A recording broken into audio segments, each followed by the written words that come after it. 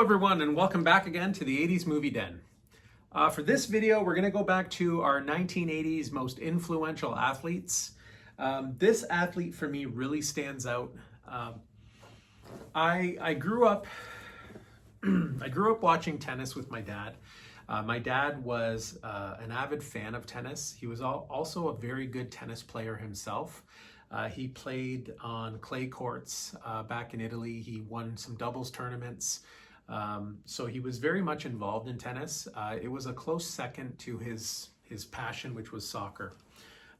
So I was definitely influenced by my father to watch tennis. I grew up watching tennis a lot, even by myself on my own. I used to love watching the US Open. That was it started in August. So it was a really great tournament to watch, but I loved watching all the Grand Slam tournaments, the French Open, Wimbledon, US Open.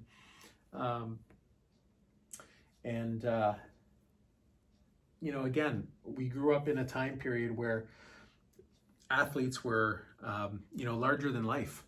And they had some controversial lives, some of them.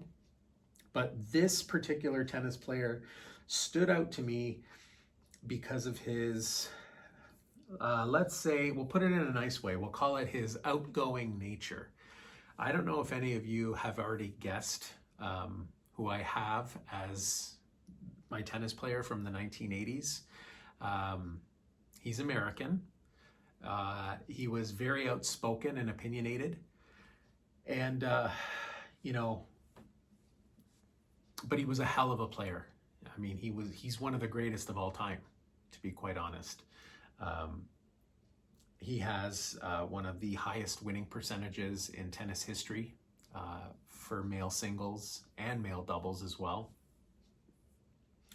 I'm giving you guys time to guess who it is. He had a nickname. His name was Johnny Mac. Of course, I'm talking about John McEnroe. So John McEnroe was born in Germany in 1966. He turned pro in 1978. He went to the University of Stanford. It was well known from a young age that he was a very naturally talented player. He was a fierce competitor. You'll notice that a lot of my athletes that I've chosen had that killer instinct. That's why they were so influential, and that's why they were so good at their craft. It wasn't, they weren't doing it just for fun. They were doing it to be the absolute best that they could be. And John McEnroe exemplified that. His ferocity, his intense nature. Tennis is a gentleman's sport. There's a lot of etiquette involved with tennis on the female and the male side. But John McEnroe was one of those guys that, he put tennis on the map. Some might say for all the wrong reasons. But he backed up a lot of what he said. He wore his heart on his sleeve. And that's why, to me, he's in my most influential 1980s athletes, because I remember watching him as a kid and lipping off the umpires, the line judges. I mean, this guy was calling umpires jerks, smashing his racket on the court. Some may consider that, it makes sense that they consider it, but it was unsportsmanlike. It was way beyond, he was called all kinds of names by the media and by fans because, and he didn't, he had a lot of detractors as well because of his antics on the court. And yeah, I could say, looking back, he did go overboard at times, but I love that tenacity. Umpires made shitty calls. Let's put it that way. They would make really terrible calls.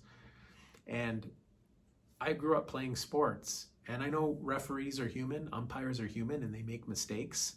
But when you're in the middle of playing a game or a match, and not only are you concentrating on playing, but you also can make the calls better than the officials can. I mean, I'm already starting to get heated up just talking about it. But it's your job to ump. and to referee. That's your only job, right? So how am I playing and at the same time I can make better calls than you can, right? So I think that's what upset him so much, is that, you know, he's in the middle of playing and he can still see that the ball, you know, was out. And the ump who's sitting up in their chair, their only job is to look at the ball. The line judge's only job is to look at the ball, and they miss it. They can't see it, right? They had one job, right? Damn it. No, okay. anyways, let's get back to John McEnroe. Yeah, so March 1980, he reached #1 in the world rankings for the first time. He's the only player to hold #1 rankings, not only in men's singles, but also in men's doubles. He won 7 Grand Slam titles. In 1984, he had a match record of 82 wins and 3 losses. So in 85 matches, okay, in 1984, he won 82 out of 85. That's still a singles match record to this day. It's also a lot of tennis. His singles record at the end of his career was, in the open era, was 883 wins and 198 losses, which is 81.7%, which is absolutely phenomenal. And his doubles record was 530 wins and 103 losses, which is 83.7%. So this guy was the real deal.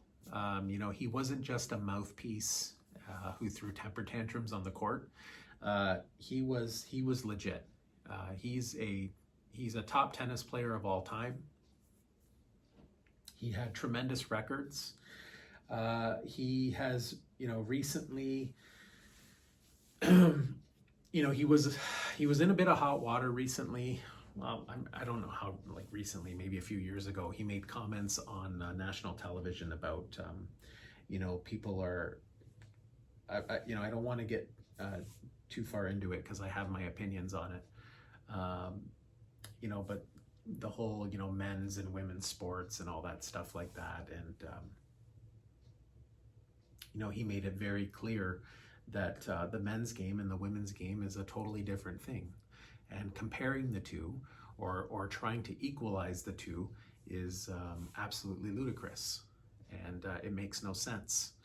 And, you know, so he was, you know, criticized, of course, by the politically correct, you know, kind of progressive side of society that we live in, for basically criticized for being truthful and honest. People don't seem to like that nowadays. They want to believe what they want to believe, and, you know, that's fine. That's up to them.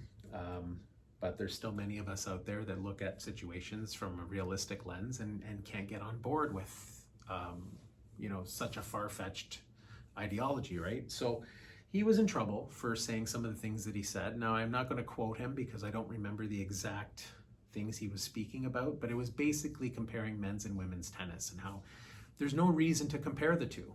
Women's tennis is absolutely fantastic. Men's tennis is fantastic. There's no sense to bring the two together, right? So, you know, he also mentioned that Serena Williams had made a comment on national TV because, you know, Serena Williams is the most decorated female tennis player of all time and extremely powerful. She overpowered a lot of her opponents. She was also a very skilled tennis player, but a lot of times she could just use her power, basically, to overpower opponents. And a lot of times she was asked if she would compete against the men. And as the best female tennis player of all time, the #1 female women's tennis player of all time, even she came out on public television on a talk show and said there's no way she could compete with the men. That if she were to play Andy Roddick, I think it was Andy Roddick she mentioned, that he would beat her in 10 to 15 minutes. Just wipe the court with her, right? And so if the greatest female tennis player of all time could admit that, then you know, I think we should take her advice on it. Anyways, I'm so sorry. I've gone completely off topic here. But again, it just stemmed from John McEnroe and his controversy, right? Off court, on the court, right? But he's one of the most influential athletes of the 1980s for me, for sure. He was one of the reasons why I loved watching tennis. He was that good. And again, it was exciting because when a ball would go out, you didn't know if that was the moment that he was going to erupt. And as a kid growing up, it was fun to watch, right? Yeah, I mean, it was just great watching him play tennis. I really enjoyed it.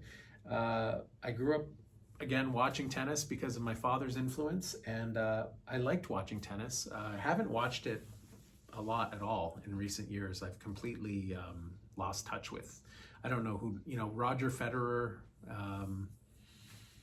Rafael Nadal, right? That's about kind of where it ended for me.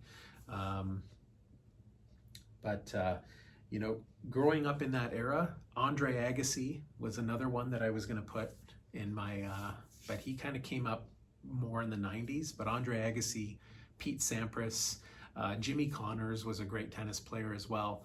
Stefan Edberg, Ivan Lendl. These are guys I remember watching when I was really young, right? And they were the best of the best. But for me, it was John McEnroe. He was exciting to watch. The bandana, the big curly hair, and just his intensity. It was awesome. Yeah, I hope you enjoyed this video. I'm sorry that I strayed off topic a few times there. I get a little bit passionate about things sometimes. But yeah, definitely John McEnroe deserves to be on my list for 1980s most influential athletes. I've got a couple more to do, and then that'll be it. Again, just like with my top 10 at the box office in the 80s, I might do 1990s most influential athletes as well, because there were quite a few in the 90s also. So anyways, I hope you enjoyed this video. Let me know in the comments what you think of John McEnroe being in that list and whether he deserves to be there. This has been the 80s Movie Den, and as always, we'll catch you on the next one.